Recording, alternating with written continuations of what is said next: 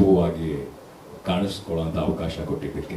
So Srinidhi, thank you very very much. And ನಮ್ಮ ನಿರ್ಮಾಪಕರು ರವಿಚಂದ್ರ ಅವರು, thank you sir, thank you for giving me Blink. And ಮೊದಲನೇ ದಿನದಿಂದ ಸ್ವಲ್ಪ ಹೆಚ್ಚು ಕಾಲಾವಕಾಶ ತಗೋತೀನಿ, ಕ್ಷಮೆ ಇರಲಿ. ಮೊದಲನೇ ದಿನದಿಂದ ನಿರ್ಮಾಪಕರು ಬಂದು ನನ್ನ ಭೇಟಿಯಾಗಿ ಸಿನಿಮಾ ಮಾಡೋದಕ್ಕೆ ನಾವು ಶುರು ಮಾಡಿದಾಗ right from the day one ನನ್ನ ತಲೆಯಲ್ಲಿ ಇದ್ದಿದ್ದು ಒಂದೇ, ಯಾರೋ ಒಬ್ಬರು ಎಲ್ಲವನ್ನು ಬಿಟ್ಟು ಸಿನಿಮಾವನ್ನು ನಂಬಿ ಇಲ್ಲಿಗೆ ಬಂದಾಗ ನನ್ನ ಜರ್ನಿ ಕೂಡ ನನಗೆ ಬಹಳ ನೆನಪಾಗಿತ್ತು. ಆ್ಯಂಡ್ ನನ್ನ ತಲೆಯಲ್ಲಿ ಆವತ್ತಿಂದ ಇದ್ದಿದ್ದು ನಿರ್ಮಾಪಕರಿಗೆ ಹಾಕಿರುವಂಥ ದುಡ್ಡು ವಾಪಸ್ ಬರಬೇಕು, ಅವ್ರು ಮತ್ತೆ ಇನ್ನೊಂದು ಸಿನಿಮಾ ಮಾಡಬೇಕು, ಇಷ್ಟೇ ನನ್ನ ತಲೆಯಲ್ಲಿ ಇದ್ದಿದ್ದು. ಸಿನಿಮಾ ರಿಲೀಸ್ ಆದಾಗಲೂ ನಾನು ಸಿನಿಮಾ ಅಷ್ಟು ಕೋಟಿ ಮಾಡಬೇಕು, ಇಷ್ಟು ಕೋಟಿ ಮಾಡಬೇಕು, ಹಾಗಾಗಬೇಕು ಅನ್ನೋದಕ್ಕಿಂತ ಹೆಚ್ಚಾಗಿ ನನ್ನ ತಲೆಯಲ್ಲಿ ಇದ್ದಿದ್ದು ನಿರ್ಮಾಪಕರು ಒಂದಿಷ್ಟು ಇನ್ವೆಸ್ಟ್ ಮಾಡಿದ್ದಾರೆ, ಆ ಇನ್ವೆಸ್ಟ್ಮೆಂಟ್ಗೆ ನನಗೊಂದು ಕರ್ತವ್ಯ ಇದೆ, ರೆಸ್ಪಾನ್ಸಿಬಿಲಿಟಿ ಇದೆ, ಸಿನಿಮಾನ ನಿಲ್ಲಿಸ್ಕೋಬೇಕು. ಅದಕ್ಕೆ ಏನೇ ಆದರೂ ಸಿನಿಮಾ ರಿಲೀಸ್ ಆದಮೇಲೆ ಯಾವುದೇ ಹಂತಕ್ಕೂ ಆದ್ರೂ ಸಿನಿಮಾ ಜೊತೆ ನಿಂತು ಭರವಸೆ ಅವರು ಕೊಡಬೇಕು ಅಂತ.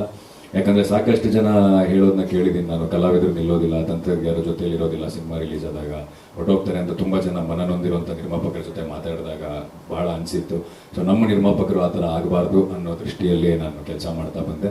ಐ ಹೋಪ್ ಅವರು ನೆಕ್ಸ್ಟ್ ಸಿನಿಮಾ ಮಾಡುವಂಥ ಭರವಸೆ ಮತ್ತು ಈ ಸಿನಿಮಾದ ಹಾಕಿರುವಂಥ ಬಂಡವಾಳ ಏನು ವಾಪಸ್ ಬರೋದ್ರಲ್ಲಿದೆ. ಸೊ ಖುಷಿಯಾಗಿದ್ದೀರಾ ಅಂತ ನಾನು ಭಾವಿಸಿದ್ದೀನಿ.